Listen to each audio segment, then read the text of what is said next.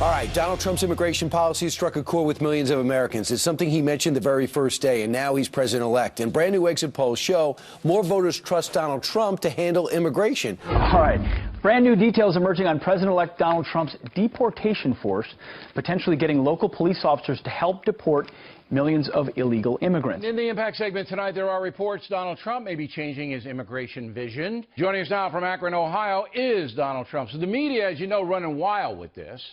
Are you really rethinking your mass deportation strategy? I just want to follow the law.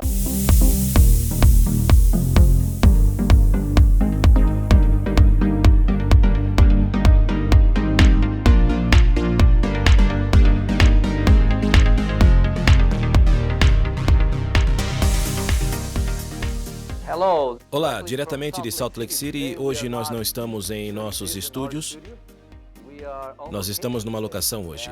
Nós estamos felizes em trazer até vocês as respostas para algumas das perguntas que vocês nos têm feito o tempo todo. Nós estamos aqui com Sean Carpenter, obrigado por estar conosco. Ele é o advogado responsável pelo escritório de advocacia especializado em imigração Wilner e O'Reilly, aqui em Salt Lake City. E hoje ele está aqui para nos ajudar a entender o que tem mudado com a nova administração, com o novo presidente. E eu espero que isso ajude vocês a esclarecer algumas das dúvidas, algumas das coisas que vocês têm escutado por aí na internet. Então, vamos começar.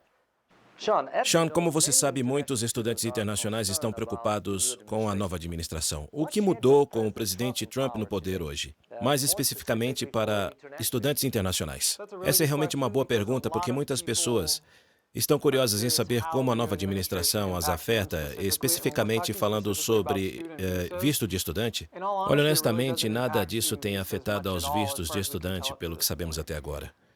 Nenhuma das ordens executivas ou das leis prioritárias, nada das coisas que foram anunciadas tem afetado a emissão de vistos de estudante.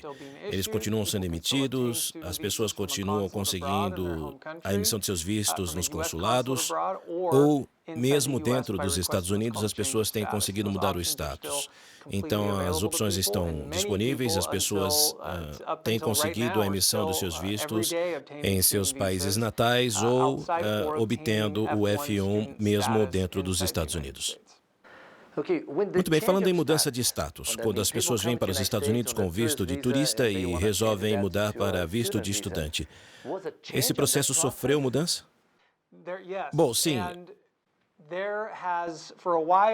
Por um tempo, nós não soubemos exatamente quais mudanças haviam sido feitas, mas antes, o perfeito exemplo disso é quando a pessoa vinha com o visto de turista, que é chamado de B1 ou B2.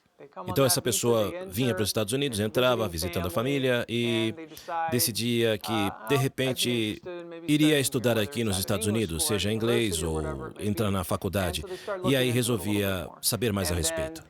E aí ele decidia pela escola, aplicava, era aceito, e resolvia aplicar para a mudança de status. E, historicamente, não havia problema com esse tipo de aplicação, desde que a pessoa atendesse aos requerimentos. Cerca de 8 a 12 meses, nós começamos a reparar que mais dessas aplicações haviam sido negadas. E nós estávamos tentando entender por que elas estavam sendo negadas. Nada foi anunciado, nada foi dito, nem pela administração quando era o presidente Obama ou agora com o novo presidente.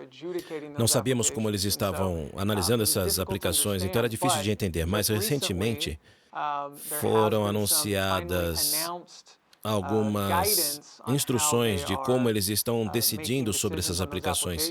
E eles deixaram bem claro que, bom, basicamente agora o processo é bem diferente para as pessoas que querem aplicar para a mudança de status. Você poderia explicar um pouco mais a respeito disso? Sim, eu adoraria. Bom, uma coisa que eles fizeram que, primeiro de tudo, é muito importante que as pessoas mantenham o seu status legal enquanto estiverem fazendo o processo de mudança de status. Por exemplo, um visto B1 ou B2 tem duração de 6 meses. É importante que esteja dentro da validade quando a pessoa estiver fazendo o processo de mudança de status. Então, a exigência é que o visto esteja válido para fazer a mudança de status.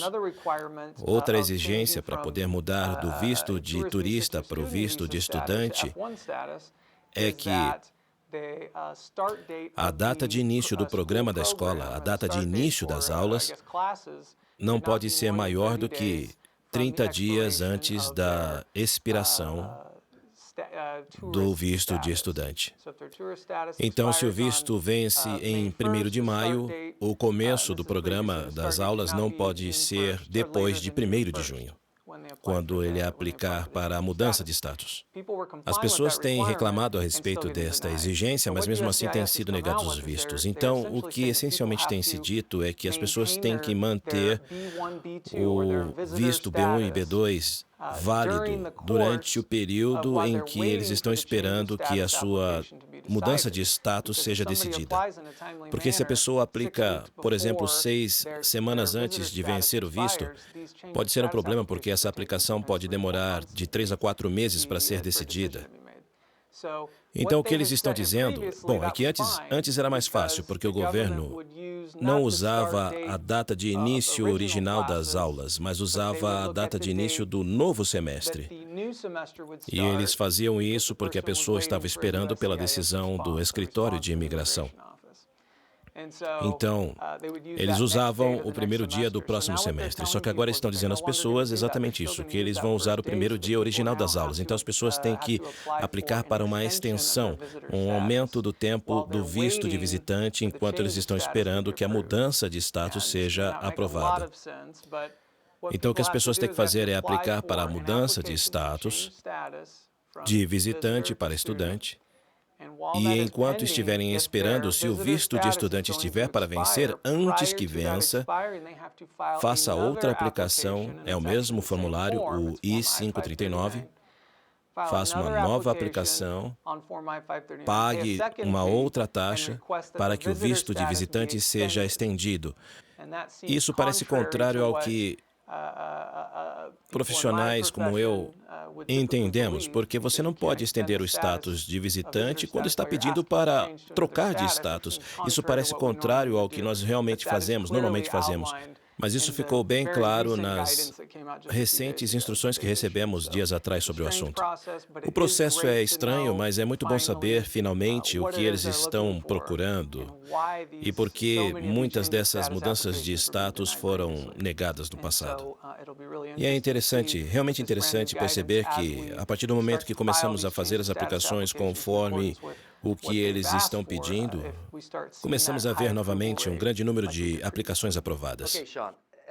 Muito bem, Sean, como advogado, qual conselho você dá para os estudantes internacionais que estão aqui com visto F1 para manterem o seu status?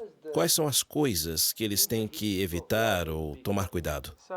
Bom, o mais importante é, obviamente, continuar estudando na escola e entrar sempre em contato com a administração da escola se tiverem algum motivo para se afastar das aulas. Há algumas exceções em que as pessoas podem fazer isso e manter o status válido. Isso é o mais importante, claro. Outra coisa muito importante aqui são as exigências trabalhistas.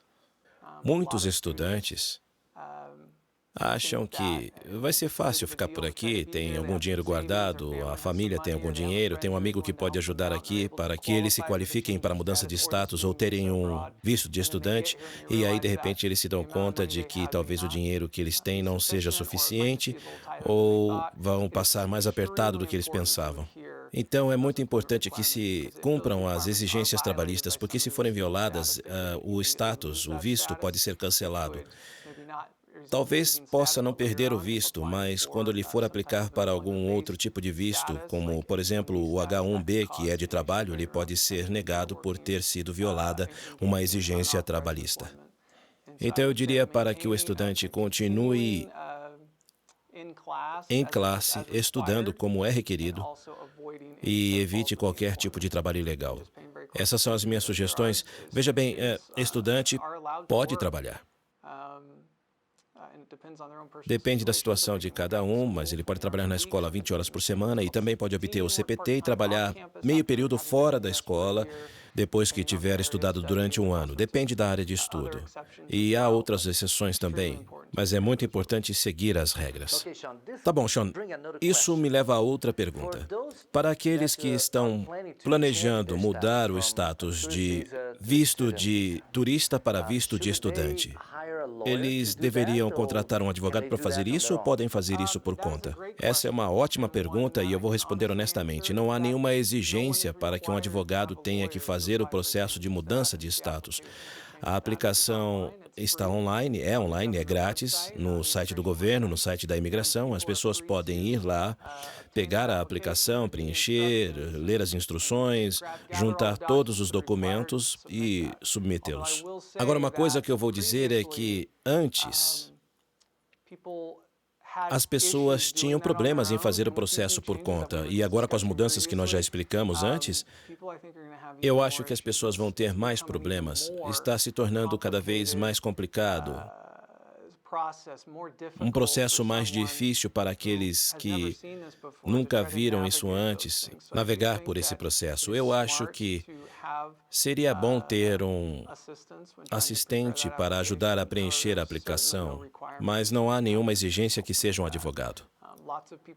Muitas pessoas têm feito por conta e têm sido bem-sucedidas. Outras pessoas têm feito conosco e com outros advogados e têm sido bem-sucedidas. Agora, timing é muito importante numa situação dessas. Como eu expliquei agora há pouco, muita coisa tem que ser feita. Não pode ser 30 dias antes do vencimento do visto e tem que se pedir uma extensão do visto de visitante com essas novas regras.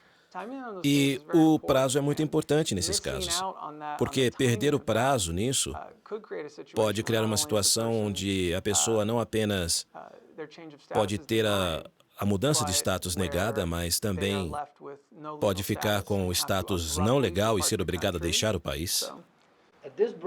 E isso me leva a uma outra pergunta que me surgiu agora. Se alguém está nos Estados Unidos com visto de turista e não quer aplicar aqui nos Estados Unidos, se ele for para o Canadá ou para o México para a entrevista, é um processo válido? Bom, eu sei que as pessoas fizeram isso antes, mas não é a nossa prática. O Departamento dos Estados Unidos não quer que as pessoas, especialmente quando estão obtendo o visto de estudante ou qualquer tipo de visto, eles querem que as pessoas obtenham esse visto no consulado americano em seus próprios países, no país de origem, é o preferível, é o jeito que sempre tem sido feito. Mas eu sei que as pessoas têm feito isso no México ou no Canadá, mas não é encorajado, não. Bom, Sean, obrigado. Eu é que agradeço. Obrigado por ter me procurado. Muito obrigado. Bom, aí está. Estas são as mudanças que aconteceram sob a nova administração. Em resumo, não são muitas mudanças, mas você tem que tomar muito cuidado como faz as coisas. Porque eu acho que eles estão prestando mais atenção aos detalhes. E mais uma vez, obrigado pelo seu tempo, Sean. E se você tiver alguma pergunta e precisar de conselho e quiser entrar em contato com o Sean, aqui embaixo nós colocamos os contatos do Sean. E lembre-se, inscreva-se no nosso canal e compartilhe com seus amigos. Obrigado.